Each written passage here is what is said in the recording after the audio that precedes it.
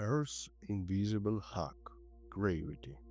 That night, Alice just couldn't get comfortable. Her blanket kept sliding to the floor, and her pillow kept falling. She leaned over to pick up a fallen book and wondered, why does everything always fall down? Why it is that if you let go of a cup, it doesn't fly up to the ceiling like a balloon?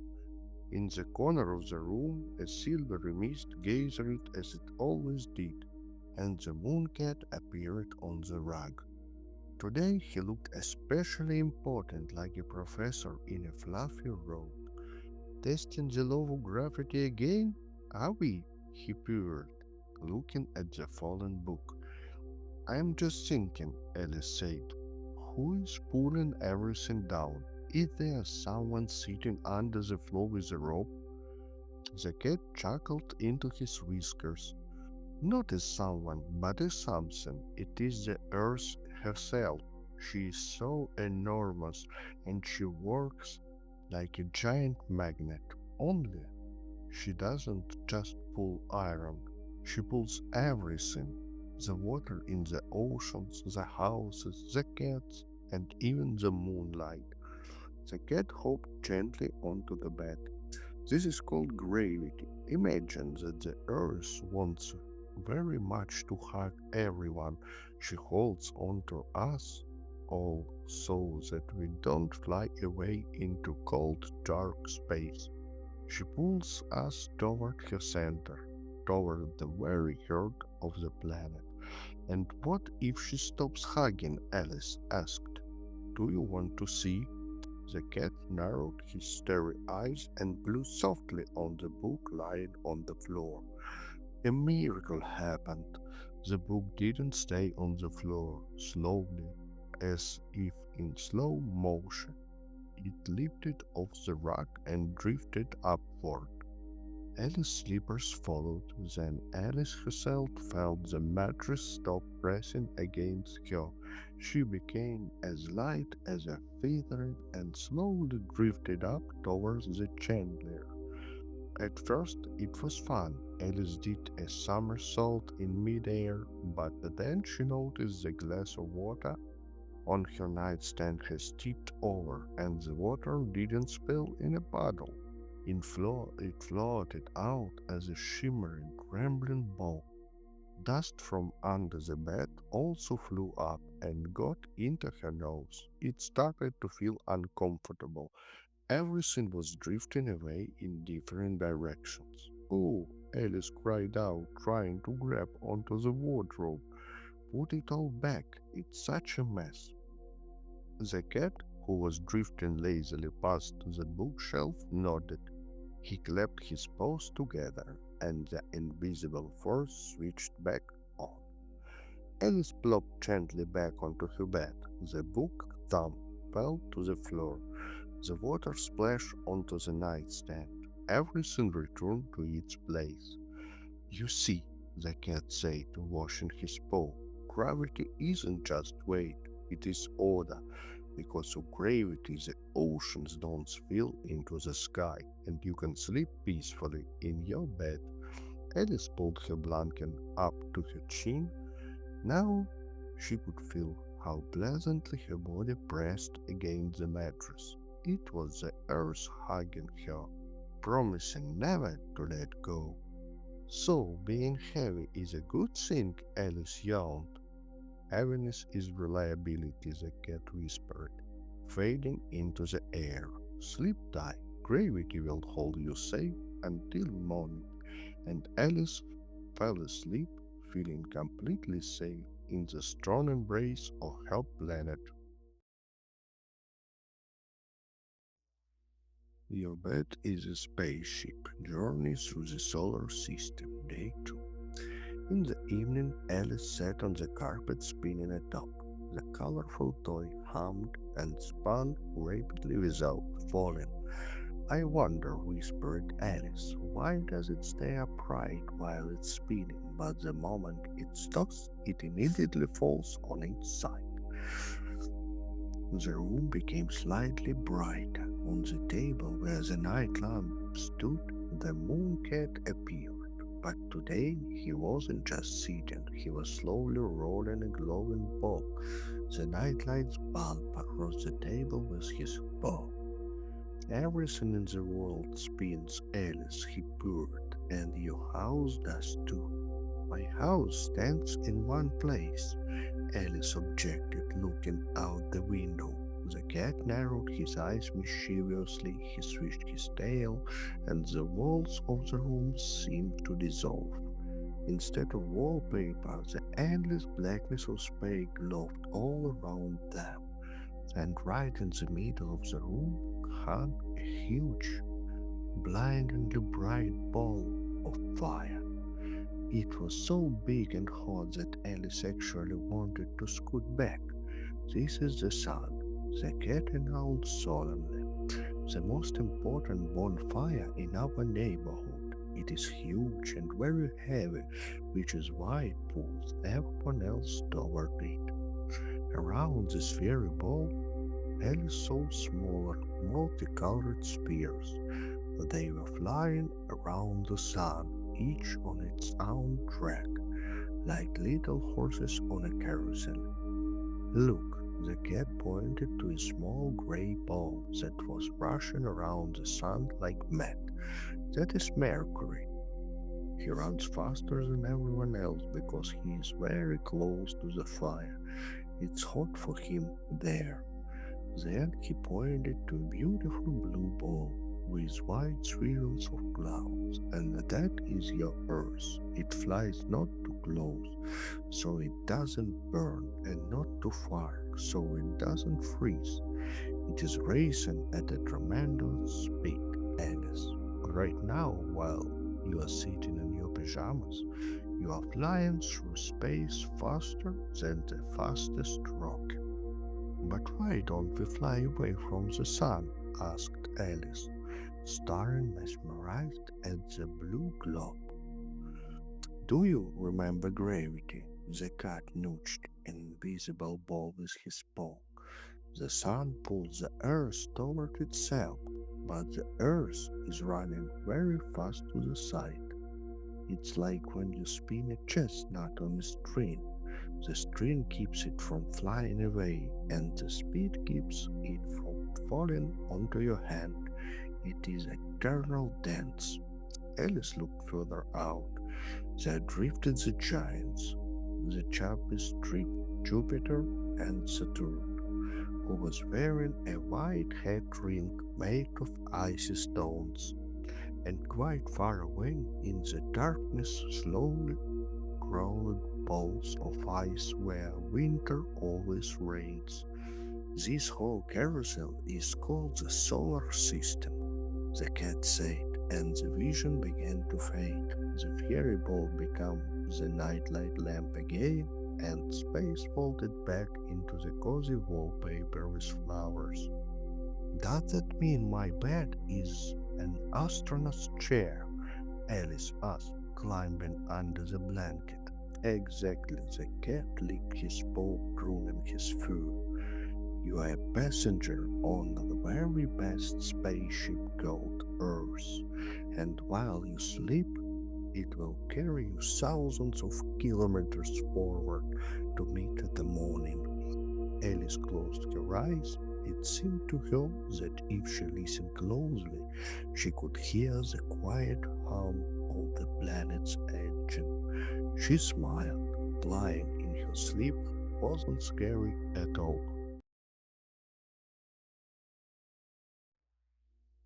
How Tides Work on the Moon and Gravity, Day 3.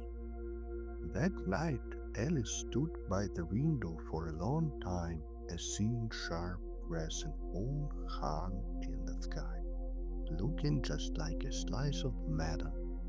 Who nibbled you like that? Alice whispered. The day before yesterday, you were round like a pancake, and today there is almost nothing left of you. A shadow glided across the glass. On the window sill, right on the side where the glass was cold, the moon cat appeared.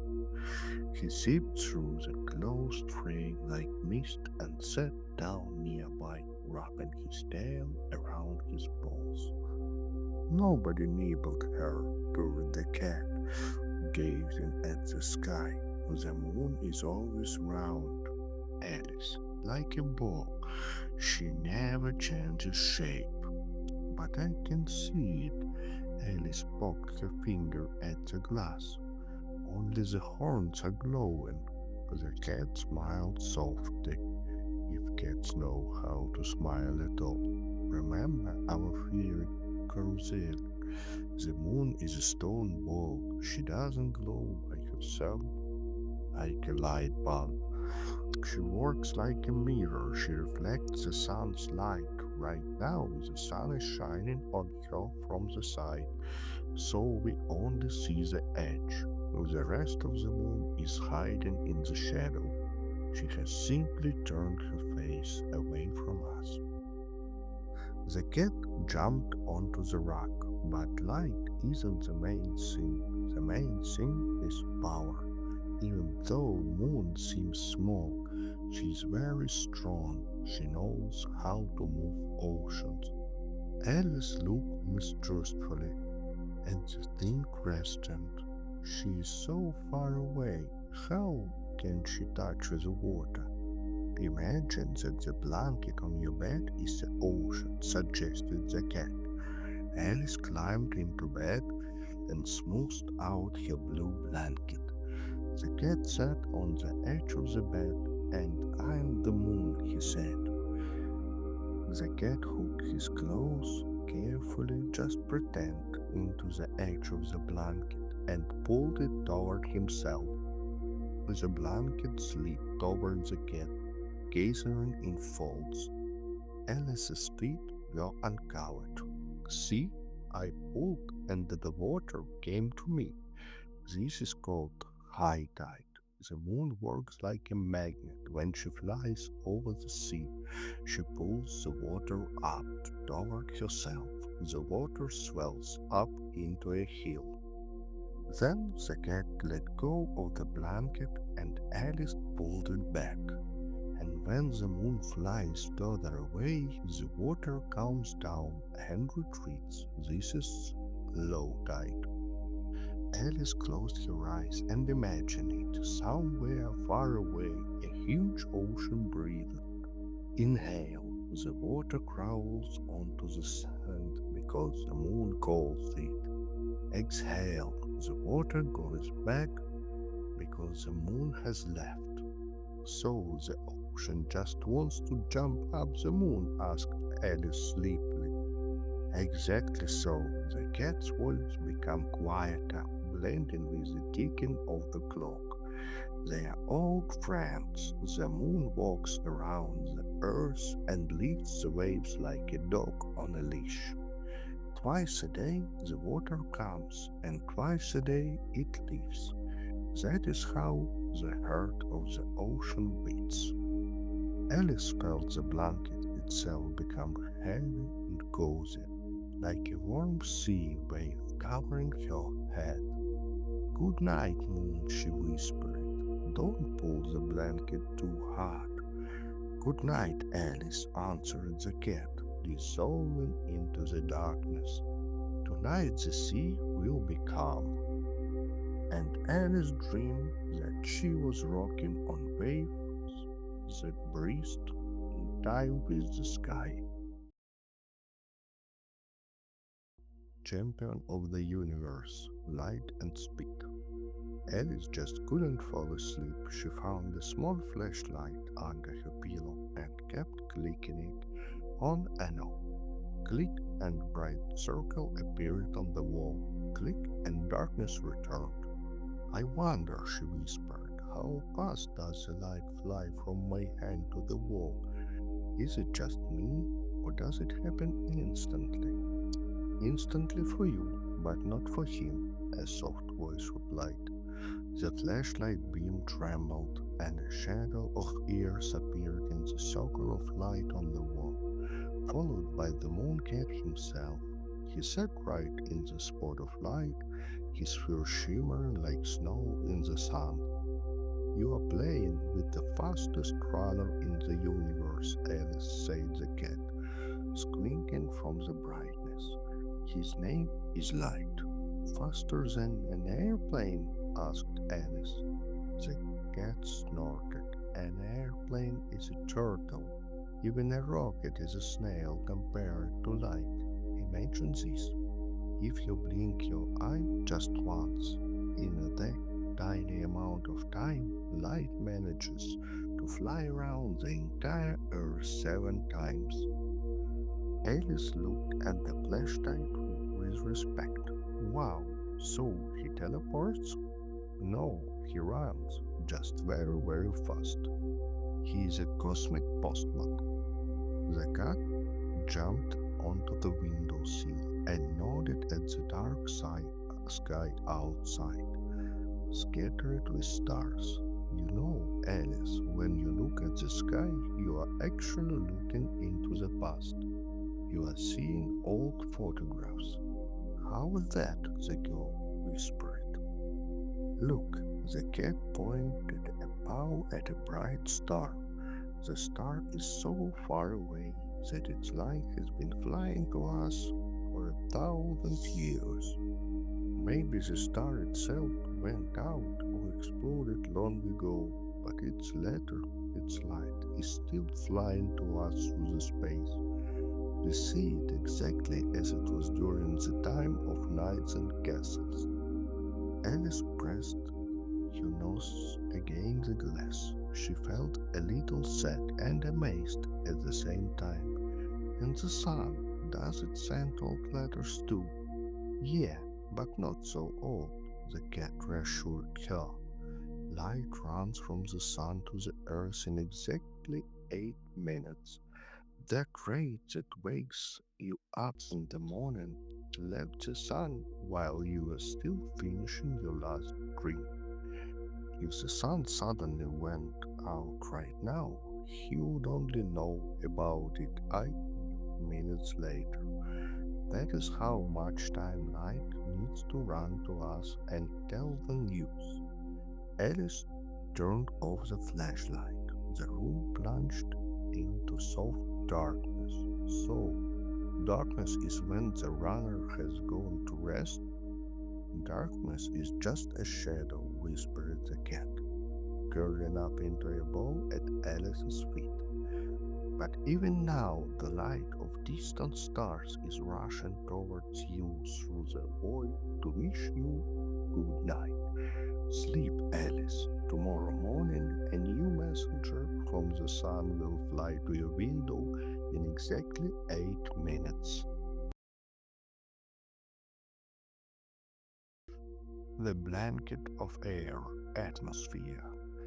That night the wind picked up outside. Tree branches tapped against the glass, and the room grew cool. Alice shivered and pulled her blanket all the way up to her nose, leaving only her eyes exposed. Brrr, she mumbled, it's cold. That isn't cold, a calm voice spoke from the darkness.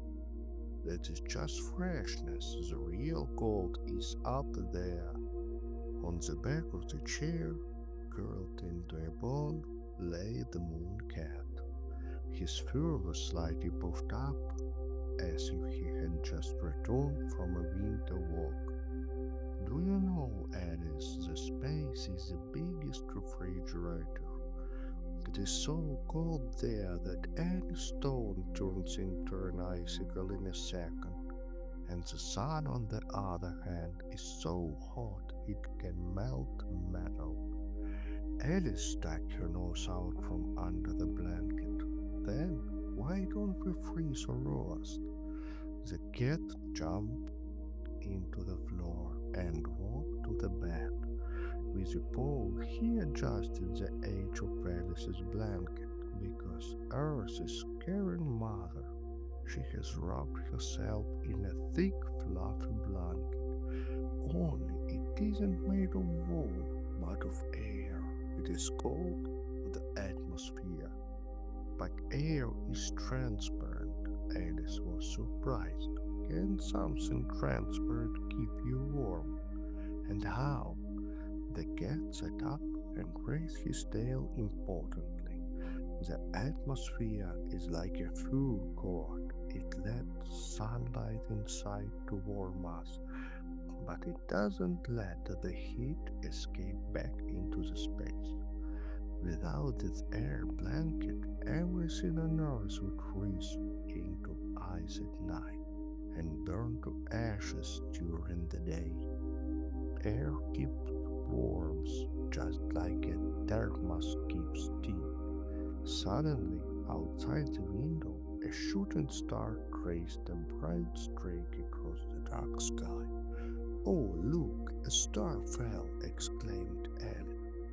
The cat chuckled. That is not a star, Alice. That is a teeny space pebble that wanted to hit the earth. But our air blanket works as a shield too. He made a gesture with his paws as if rubbing his palms together. When a space stone crashes into the air at a huge speed, the air rubs against it so hard that the stone gets red hot and burns up before it reaches the ground. What you saw was a spark from a burned pebble. The atmosphere caught it just like a goalie catches a ball. Alice imagined our planet flying through black, icy space, wrapped in a shining blue blanket that protects everyone, people, cats, and flowers alike. So, we are in a safe little house? She asked. We are in the safest house, purred the cat, settling down at her feet. The air above you is 100 kilometers of protection. Sleep peacefully. It is always cozy under the air blanket. The wind outside continued to hum, but to Alice it now seemed like it was just the earth adjusting her blanket, tucking everyone in a little tighter. The hot hut. Alice climbed out of bed and get a drink of water and immediately curled her toes. Oh, the floor is freezing, she complained, quickly jumping back under her warm blanket. The earth is too cold and hard, like a giant boulder that's only on the outside. A pure echoed. The moon cat was sitting on the rug. He ran his paw across the parquet, and for a moment Alice thought the floor glowed red, like a coal in a campfire. The earth is like a pie with a very hot filling, Alice, or like a peach. The part we walk on is just a thin crust. It's cold and hard, but inside, oh, inside our planet is a real fire. Is there fire there? Alice looked at the floor, frightened, right under my bed. Don't be afraid. It's very far away, the cat reassured her. But if we could drill a well to the very center of the earth, we would find the core. It's a huge ball of iron. It's so hot, Alice, that it glows with white light like a tiny, fierce sun. It's this hot heart that warms our planet from the inside. The cat jumped onto the blanket and began to knead it with his paws, like dough. And around this iron heart, a stone porridge bubbles. The rock there got so hot that they melted and became gooey, like thick cherry jam or honey. This is called the mantle. Stone jam, Alice giggled. Exactly, and sometimes that jam runs out of room. It starts to boil, bubble, and look for a way out. It presses against our hard crust from below, and kaboom! The cat gave a sudden but playful hop, making Alice jump. A little hole opens in the ground, and the fiery porridge bursts out. That is a volcano. It's just the planet's way of letting off steam so it doesn't overheat, like a lid rattling on a boiling pot. Alice imagined a mountain pot somewhere far away in the mountains, puffing out smoke. So the earth is alive? She asked.